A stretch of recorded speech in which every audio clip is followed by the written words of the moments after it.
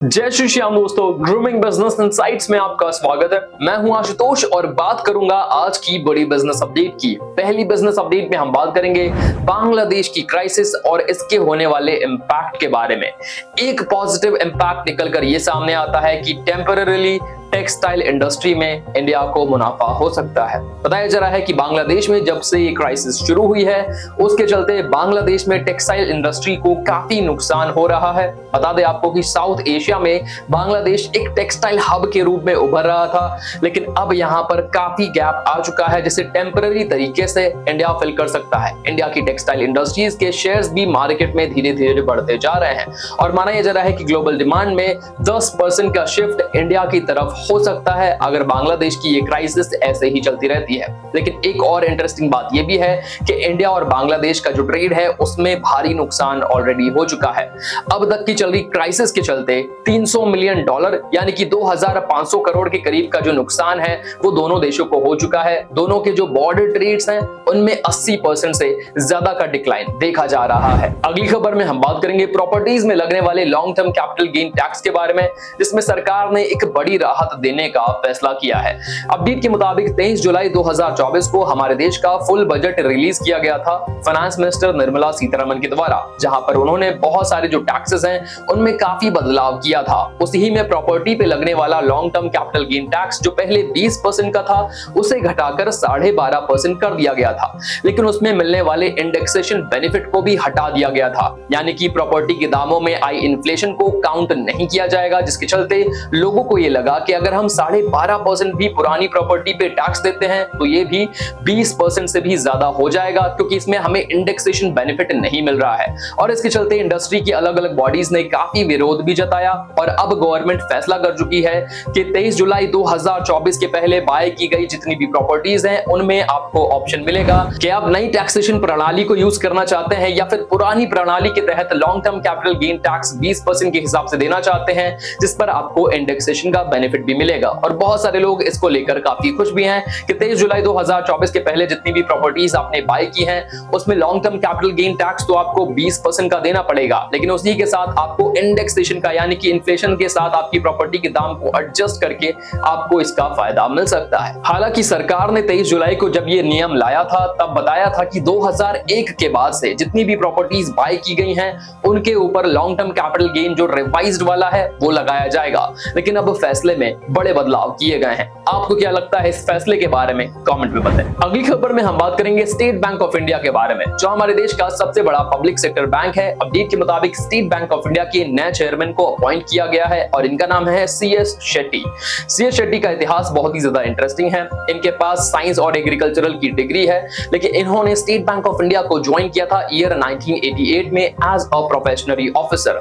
PO की post पर इन्होंने ज्वाइन किया था और 2020 में इन्होंने MD की पोस्ट का भी सफर तय किया और अब 2024 में इन्हें अपॉइंट किया जा रहा है chairman of state Bank of India. अगली खबर में हम बात करेंगे एडलवीज म्यूचुअल फंड की CEO राधिका गुप्ता के बारे में, जिन्होंने हाल ही में इन्वेस्टर्स को भरोसा जताया है कि जो इस वक्त हम मार्केट में देख रहे हैं वो कोई क्रैश नहीं है, इंस्टेड वो एक करेक्शन है जहां पर कंपनीज की जो वैल्यूएशन है ये फेयर हो रहे हैं और इन्वेस्टर्स के पास मौका है कि वो इस वक्त मार्केट में इन्वेस्टेड रहें और अपनी जो एसेट्स हैं उन्हें सेल ना करें। उन्होंने ये भी कहा कि आगे चलकर हम देखेंगे कि मार्केट में अच्छी बढ़त आ रही है। क्या आप राधिका गुप्ता के इस स्टेटमेंट से एग्री करते हैं? अपनी राय कमेंट में बताएं। अगली खबर में हम बात करेंगे ई-कॉमर्स कंपनी Amazon इंडिया के हेड मनीष तिवारी के बारे में, जिन्होंने फाइनली 8 साल देने के बाद Amazon इंडिया से रेजिग्नेशन दे दिया है। रेजिग्नेशन के पीछे का रीजन Amazon इंडिया ने बताया कि मनीष तिवारी Amazon के बाहर नई अपॉर्चुनिटीज तलाशना चाहते हैं। इसके अलावा मनीष तिवारी के जो सक्सेसर हैं उसका अभी नाम अनाउंस नहीं किया गया है। बताया जा रहा है कि अक्टूबर 2024 में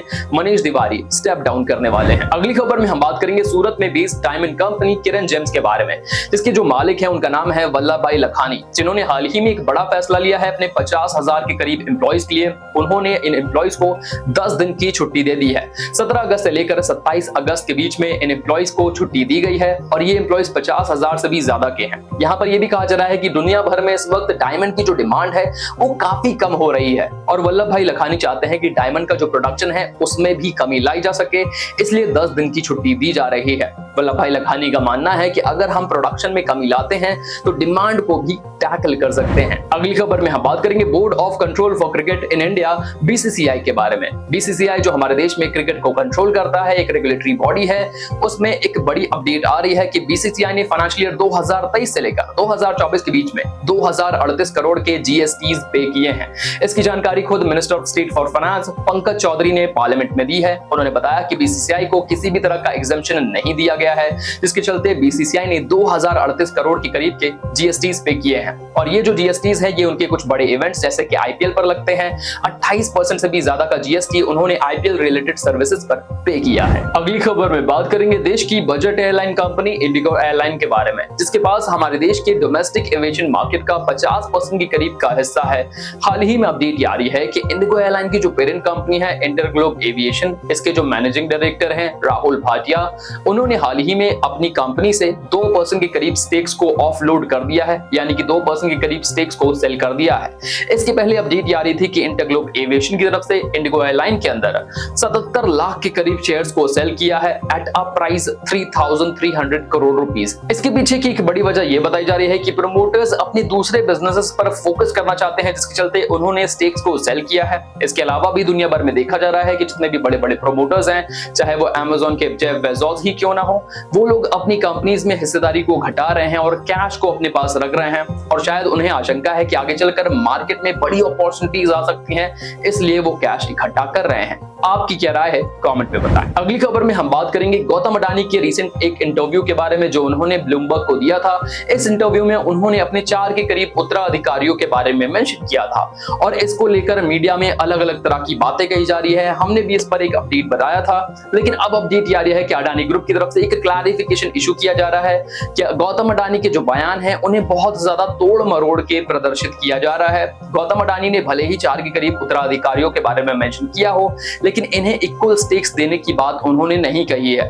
और इसके पहले ब्लूमबर्ग ने कोट किया था कि गौतम अडानी कह रहे हैं कि वो अडानी फैमिली के ट्रस्ट में 4 के करीब उत्तराधिकारियों को इक्वल स्टेक्स देने वाले हैं। और इस पर अब गौतम अडानी का जो ग्रुप है अडानी ग्रुप, उसने क्लैरिफिकेशन इशू करते हुए कहा है कि इस पर अभी मीडिया अपनी तरफ से बयान दे रही है, इससे सच ना माना जाए। अगली खबर में हम बात करेंगे एसआईपी यानी कि सिस्टमैटिक इन्वेस्टमेंट प्लान को लेकर हो रही डिबेट के बारे में। रिसेंटली सोशल मीडिया प्लेटफॉर्म पर एक इन्वेस्टर अनुराग सिंह ने ये पोस्ट किया था कि आगे चलकर हमें एसआईपी स्कैम्स जैसी खबरें सामने आएंगी, जहां पर हमें पता चलेगा कि एसआईपी भी एक बबल बना रहा है, जहां पर लोगों की उम्मीद है कि उनके जो इन्वेस्टमेंट्स है वो बहुत तेजी से बढ़ेंगे। लेकिन इसे कॉन्ट्रडिक्ट किया है समीर अरोरा ने, जो कि हेलियोस कैपिटल मैनेजमेंट से हैं। उन्होंने कहा है कि यहाँ पर एसआईपी आपका वेल्थ सेवर हो सकता है। एसआईपी एक अच्छी चीज है। आपको पता होगा कि एसआईपी के जरिए लोग मार्केट में इन्वेस्ट करते हैं।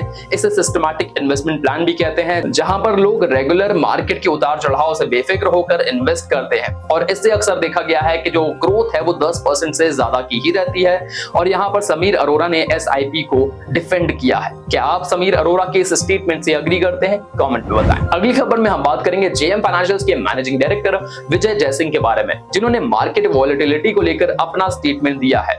विजय का कहना है कि मार्केट में जिस तरह के हालात हैं, उसे लगता है कि आगे आने वाले 3 महीने बहुत ही ज्यादा क्रूशियल होने वाले हैं, जहां पर हमें मार्केट काफी वॉलेटाइल देखने को मिलेगा।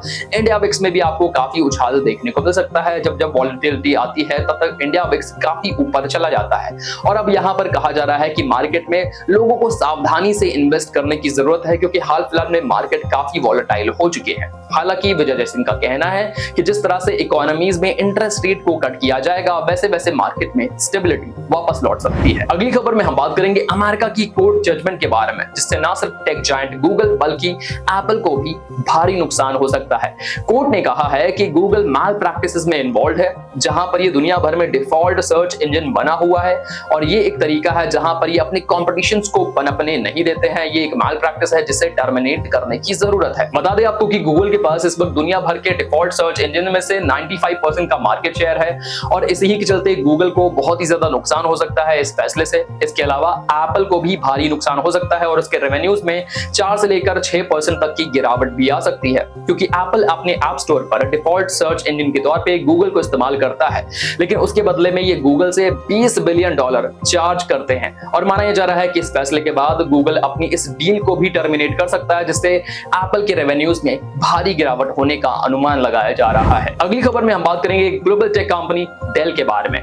डेल ने अपने रिस्ट्रक्चरिंग फैसले पर अमल करना शुरू कर दिया है और मनाया जा रहा है कि फाइनेंशियल ईयर 2024-25 के अंदर ये अपने 12,500 के करीब एम्प्लॉइज को ले ऑफ करने वाले हैं, जिसकी शुरुआत 7 अगस्त 2024 से शुरू हो चुकी है। माना यह भी जा रहा है कि इंटेल के बाद साल 2024 का ये अब तक का सबसे बड़ा ले ऑफ रह रहा है। इसके पहले इंटेल ने अनाउंस किया था कि अपनी 15% के करीब की वर्कफोर्स यानी कि 15,000 के करीब एम्प्लॉइज को ले ऑफ करने वाले हैं, ताकि वो अपनी रिस्ट्रक्चरिंग कर सके और अपने प्रॉफिट्स पर काम कर सके। अगली खबर में हम बात करेंगे डोनाल्ड ट्रंप के बारे में, जो कि अमेरिका के प्रेसिडेंशियल कैंडिडेट हैं। हाल ही में एक यूट्यूबर एडिन रॉस ने डोनाल्ड ट्रंप को टेस्ला का साइबर ट्रक गिफ्ट किया है। ये ट्रक बहुत ही ज्यादा खास है क्योंकि इस ट्रक में डोनाल्ड ट्रंप की फोटो भी लगी हुई है और ये जो फोटो है ये भी कोई ऐसी वैसी फोटो नहीं है। ये तब की फोटो है जब डोनाल्ड ट्रंप पर अटैक हुआ था और वो हवा में हाथ रेस कर रहे थे और कह रहे थे कि हम लड़ेंगे। बताया जा रहा है कि डोनाल्ड ट्रंप इस गिफ्ट से बहुत ही ज्यादा खुश हैं और वो अपना आभार व्यक्त करते हैं एलन मस्क के प्रति। एलन मस्क ने पहले भी कहा हुआ है कि वो डोनाल्ड ट्रंप को सपोर्ट करते हैं 2024 के अंदर यूएस के प्रेसिडेंट बनने के लिए। तो यहाँ हम सम करते हैं आज की बिजनेस इनसाइट्स को। आई होप आपको ये वीडियो वैल्यूएबल लगा होगा। वीडियो पसंद आया हो तो इसे लाइक कर दें,